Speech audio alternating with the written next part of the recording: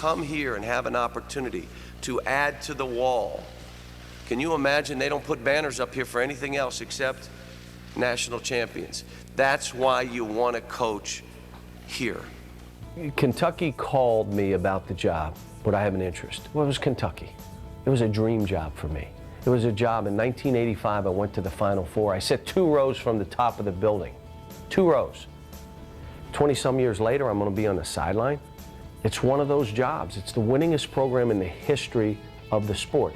Yet, Notre Dame was like that, and you found out that when those jobs dip, sometimes it's hard to get them back to where you want to get them. And do I want to go through that? Basketball's different than football. Football, you need the cavalry. Basketball, you can get a couple guys and get it going and start changing things. What happens, though, is I've been nearly a decade in Memphis. And you're saying, well, we got this going, I'm comfortable. Why would I want to leave the comfort of what we have going here to go to this monster that I got to feed 12 times a day? Well, because your best chance of winning national titles is at a place like Kentucky. And when you get to a place like Kentucky, it's Disney, and you wonder, how the world did we win at Memphis when they had all this? When I met with the team, it was really interesting. I met with them and said, guys, one of the things I've always done is told you to reach for your dreams and chase them. I've always encouraged you to go for it. I've encouraged guys to leave early because it was their dream. I've always tried to educate you on your decisions, yet let you make your own decision because it was your dream and you were chasing it. This is my dream. And I want you to understand the hardest part of it is leaving you. That was what was hard. Not leaving Memphis to go to Kentucky, that's easy. Memphis is a good program. Kentucky is the program. You leave for that. But it was hard. When the players said, Coach, we're mad that you're leaving, but we're not mad at you. I walked in, they had 21 players in the practice facility, the Joe Kraft Center. And I walked in and I started practicing the team. We were so bad that I was like, oh my gosh. And then there's a sweat and an anxiety that comes over your body like, oh my gosh, what did I step into? And I went in the locker room and I had my hands in my face. One of the guys walked in and I was like, I think I should call RC back to see if I can get that job back, because this is going to be harder than I thought. But that was the first day. And what you find out, we have a bunch of players who are good people.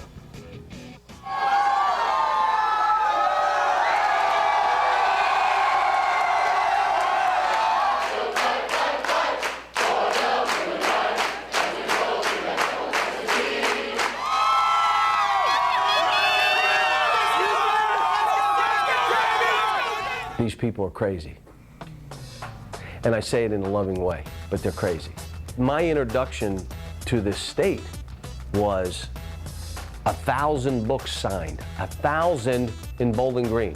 Look at my hand, 1,000 books. We were signing 600 and 700 books everywhere I went throughout this state.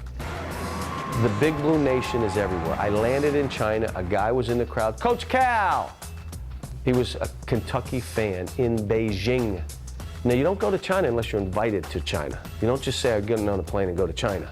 The 2009-2010 edition of your Kentucky Wildcats. They live and breathe this basketball program. I've been at Massachusetts, where Boston College, Boston was the other side of the state. You had your, I'm in Memphis, in the state of Tennessee. You know, this is Kentucky. This is from Pikeville to Paducah. I'm a Kentucky Colonel.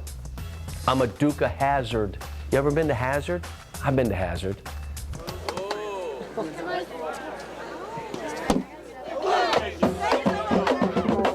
The people are kind, and they're like I grew up. I don't care if I'm in Pikeville, I look at the mountain, I said, this is like Western PA.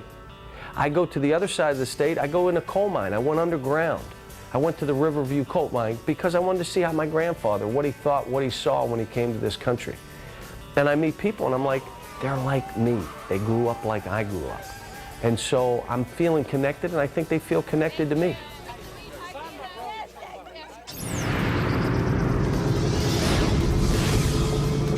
Here at Kentucky, if we get this done, I want there to be 1,000 or 5,000 or 10,000 people that say, without me, he couldn't have done this. We'll figure this out in about 10 or 15 years, why I was put in this seat to coach this team, the winningest program in the history of the sport. Maybe it's to catch UCLA, I don't know.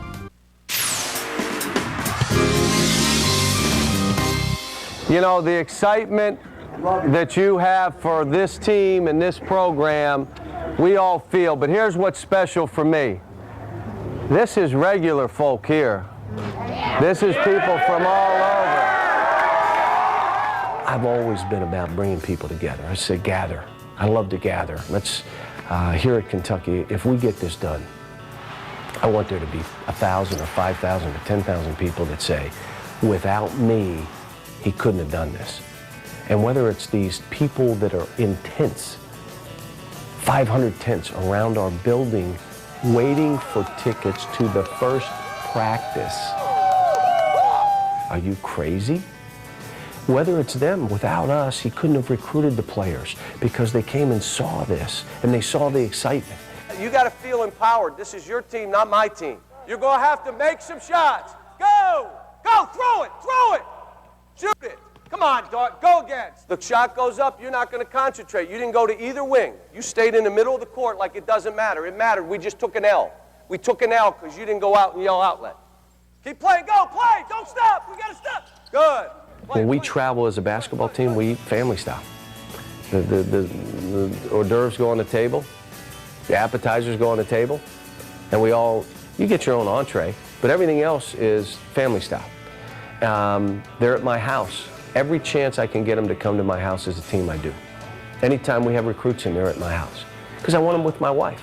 My wife is their mother away from home, their surrogate mother. When they have a birthday, she makes them brownies. So it's your birthday, you know there's going to be brownies in your, and they're great brownies. And so you almost got to hide them because the other guys will eat them. DeMarcus Cousins, it was his birthday, and she gave him brownies, and he's 270 pounds. And I said, what, did you get the brownies? He said, I ate them all. I mean, they're a big plate now. They're like a plate of brownies. So I want them to feel family. But they have to see it. Here, Ron Mercer and Wayne Turner are at Kentucky finishing up their degree. We've invited them back. I didn't even coach them. On my staff, Tony Delk and Scott Padgett. One's the assistant weight strength coach, one's the assistant. Just they want to get started in our profession, great. You're not in recruiting, you're not on the floor, you're not, but you want to get started, you're part of our family. 5 on 5! 5 on 5, go! What do you got? What do you got? Drive it, go. Good, I love it. I love it. I write letters to all my players in the summer, and we start by trying to set the standard of what we're trying to get done as a team. We talk about what their work should be centered on. We talk, and it's a general letter, and then it will be specific in different parts to different players. But it tries to get that vision and dream about dreaming big. Let's win them all. We are so excited to have him here today and to have him among us as a new Kentuckian. He is exactly the way we like our basketball coaches. He's undefeated. So with that, ladies and gentlemen, John Calipari. I had been blessed my whole life. I don't have any idea why these good things have happened to me and my family. Have no idea. But we're all put in situations for a reason, I believe, my faith. One of the things I believe is that you're put in a position, and now what do you do with that position? How do you help? We'll be in this season, and at some point there'll be a lull in the season. I'll say, no practice tomorrow, you got one job. Call somebody who made a difference in your life. And I want you to call and thank them. I want you to tell them how much you appreciate what they did and how they shot they shot you in another direction when you were going the wrong way. Either they were firm with you, or they gave you an arm, or they gave you a kiss, or they did something. It can be a family member, it can be a sister, brother, it can be a neighbor, a teacher. I don't care. Just call.